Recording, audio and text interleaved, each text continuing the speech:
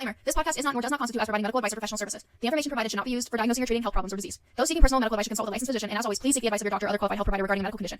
If you think you may have a medical emergency, call 911 or go to the nearest emergency room immediately. Hello everybody, welcome back to My Head Hurts. I'm Ciara again, one of the lovely co-hosts here. In today's episode, we are going to dive into the topic of Psychoneuroimmunology, which is also PNI for short. So, have you ever wondered about how your mental state might influence your immune system, or what you can do to enhance your overall health by managing your stress and emotions? Well, that's what we're going to be talking about today. So, let's get into it. First of all, we must understand what psychoneuroimmunology is. PNI is the study of interactions among psychological processes, neural pathways, endocrine functions, and immune responses. It examines the role that thoughts, emotions, and behaviors have on our physical health. Roots of PNI trace back to 1936, but the term became widely recognized in the 1970s through the research of Ader and Cohen, who demonstrated that psychological factors could significantly impact immune function, revealing that our mental states could actually affect our susceptibility to diseases. If you want to know the tests they ran and stuff like that, there's a ton of research on the internet. Let's talk about the biopsychosocial model. PNI aligns closely with the biopsychosocial model of health, which contains a combination of biological, psychological, and social factors. The biopsychosocial model is a holistic review of health, emphasizing how the mind, body, and environment are intertwined with one another. By understanding PNI, we see the importance of addressing not only physical symptoms, but also psychological and social influences on our well-being. So have you ever noticed any connections between your emotional health and physical symptoms? So we know what PNI is, but how does it connect our minds and bodies? The central system involved in the connection of the mind and our bodies is the HPA axis, which stands for the hypothalamic pituitary adrenal axis. So, what is this?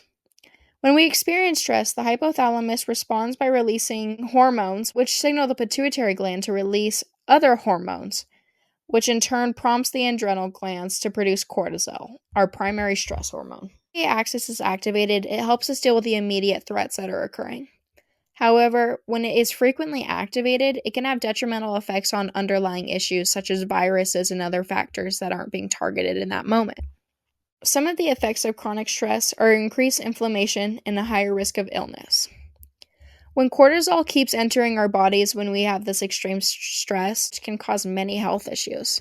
When we're also experiencing chronic stress, we have a greater likelihood of developing conditions like heart disease, diabetes, and autoimmune disorders. The impact of stress doesn't stop at cortisol. Neurotransmitters like serotonin also play a role in how stress affects our immune system. For example, lower serotonin levels have been associated with increased inflammation and reduced immune responses. Again, not good. But we also have to keep in mind that there are many external factors that can impact our immune function. Anxiety and depression can rapidly weaken the immune system in as short as 30 minutes, making it harder for the body to fend off viruses and other infections that also may be posing a threat. When we understand these biological processes, we can understand how our mental and emotional states can affect our physical health. So, let's get into it. How do we stop these effects? There are many stress management techniques that we can try to negate some of the effects of our, surroundings. One great way to do this is through meditation, where we really just take time for ourselves and focus on truly connecting with our minds as a whole.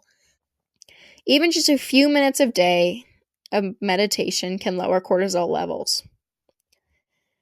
Another solution is physical activity. You guys know me. I'm a senior in high school. I am taking 5 AP classes, 2 college classes, and then on top of that, I am self-studying for 2 more AP classes, and I think right now I'm in 19 clubs. So I definitely understand stress. Way that's really helped me kind of alleviate some of the stress is through physical activity.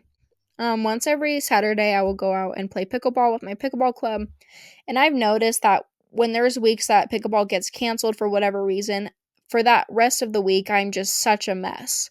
Like, I have so much built up stress, so much built up anxiety.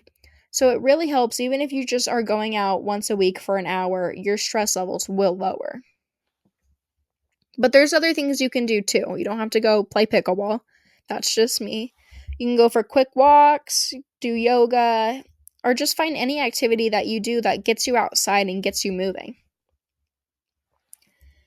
Another way to alleviate some of your stress is talking about it with someone, whether that be family, friends, or even trained professionals and therapists.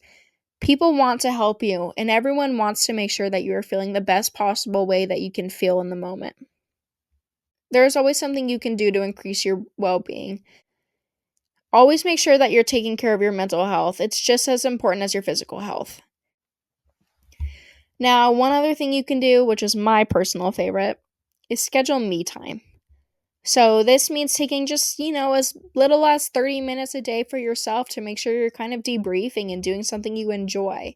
My favorite thing to do during this time is reading. I love reading classic novels, and I feel like it really does, keep me relaxed. And it keeps my stress diluted, I'd say, while I am reading. Create time for yourself in your busy schedule. I know it may be hard, but somewhere you can fit in some time to do something you love. I think take out an hour a weekend, set that aside as your me time, and make that scheduled in your calendar, and know not to schedule things on top of it, so you really do have that time to debrief and relax. Thank you for listening to My Head Hurts. If you have any questions, comments, or corrections, because I'm a human, I make mistakes, and I probably botched a bunch of words.